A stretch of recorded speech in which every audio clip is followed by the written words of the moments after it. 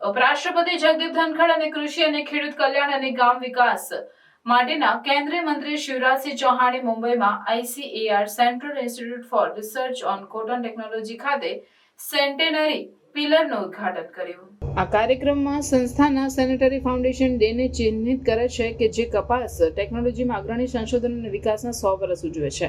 તેમના ભાષણમાં ઉપરાષ્ટ્રપતિ ધનખડે ભારતની નોંધપાત્ર આર્થિક પ્રગતિને હાઇલાઇટ કરી નોંધ્યું કે દેશ વિશ્વની 5મી સૌથી મોટી અર્થવ્યવસ્થા બની ગયો છે અને 3જી સૌથી મોટી બનવાના માર્ગ પર છે. તેમણે આ વૃદ્ધિ ચલાવવા અને ટકાઉ વિકાસ સુનિશ્ચિત કરવા માટે કૃષિ સંશોધન અને નવીનતાના મહત્વ પર ભાર મૂક્યો.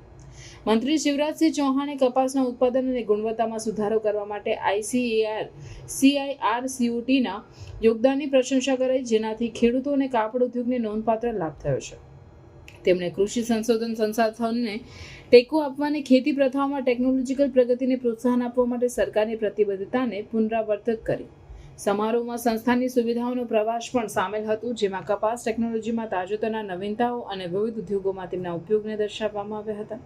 ઉપરાષ્ટ્રપતિ અને મંત્રીએ સંશોધકો અને વૈજ્ઞાનિકો સાથે વાતચીત કરી ભારતના કૃષિ ક્ષેત્રને આગળ વધારવા માટે તેમના પ્રયાસોની પ્રશંસા કરી.